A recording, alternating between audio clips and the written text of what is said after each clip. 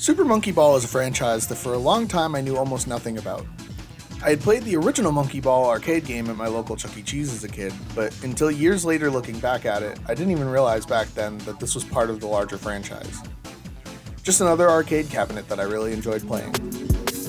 My first real experience with Super Monkey Ball was over my friend Varys' house, where during one of our hangouts they suggested we play some Monkey Ball. We played Deluxe, I believe, but the actual entry doesn't matter. That day playing with them made me fall in love with the idea of the franchise, but at the time I wasn't as big into gaming as I currently am. I watched a handful of Super Monkey Ball related YouTube content over the years, but my true breakthrough into the franchise was when they announced a remake of the first 3 console titles on the PS5. This is a look into my time with some of the games in the Monkey Ball franchise.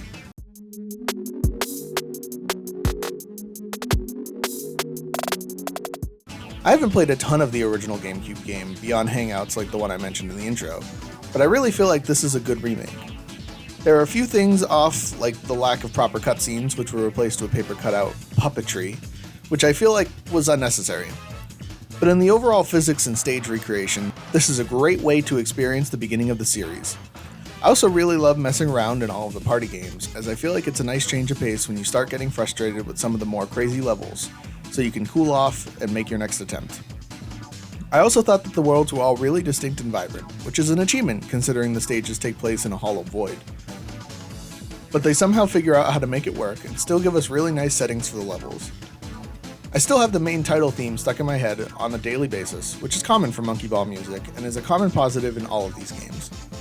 If you're new to the franchise like I was, or you're not willing to drop the ridiculous money getting everything to play the originals, this I feel is a really good way to experience the original Super Monkey Ball games.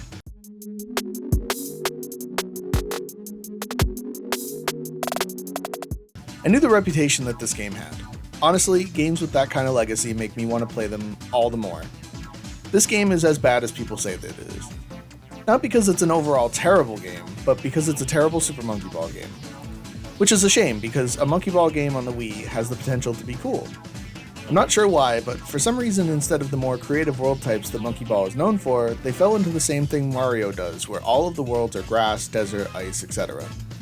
The biggest new addition is the boss fights. They're mostly uninteresting, but the idea of doing bosses in Monkey Ball is something that I think they should explore again with a better game, because I believe that it could be good.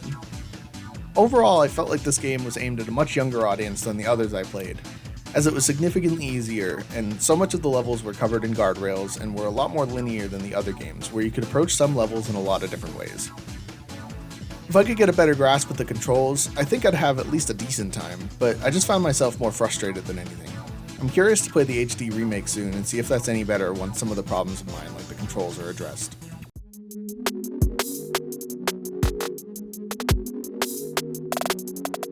When I heard there was a Monkey Ball game on the Game Boy Advance, I knew I had to seek it out. I was super curious how you could make something like Monkey Ball work on something without an analog stick. And 2, such a low-power small console. I found it cheap at a local game store, and honestly, I'm impressed. This game isn't perfect by any means, but it's honestly super impressive for what kind of limitations they had to work with. The D-pad takes a bit to get used to, but once you're through the beginner levels, I started to get the hang of how this game worked and how the physics handled itself, enough to really start enjoying my time. Even the music is good for the limitations, although I'm biased as a big fan of bit-crushed music. It just tickles my brain the right way. If you have the ability to try this game, you absolutely should.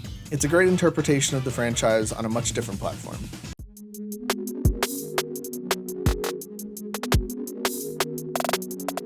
Well, finally, we get to the most recent entry in the series. I didn't personally see a lot of hype surrounding this game, but as a new fan of the series, I was beyond excited for this to come out, and went to one of my local GameStops to get it day one, managing to buy their one and only physical copy they were sent.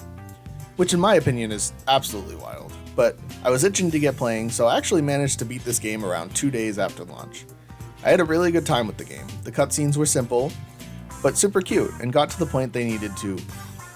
The story itself, while also incredibly simple, was at least a good driving force to why we were doing what we were doing, and gave a reason for the multiple worlds we traveled through.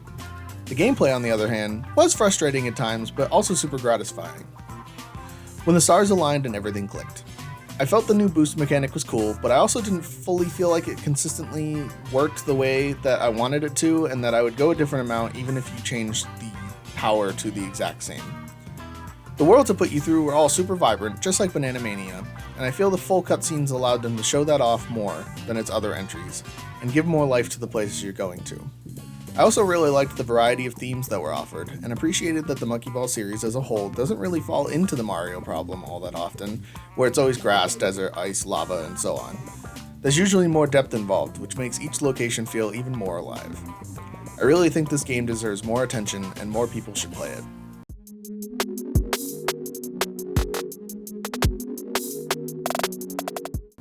Super Monkey Ball is now a franchise I can confidently say I'm obsessed with. I want to buy and experience more of the games on other platforms, and I may even make a sequel to this video when I do. I think this is such a unique idea, and I'm happy that this franchise did not completely die despite its touchy history in the 2010s. If you somehow haven't tried these out, I highly suggest you pick up Banana Mania and Banana Rumble to start. What's your favorite Monkey Ball game? Let me know in the comments below, and don't forget to subscribe while you're down there. Thanks for watching!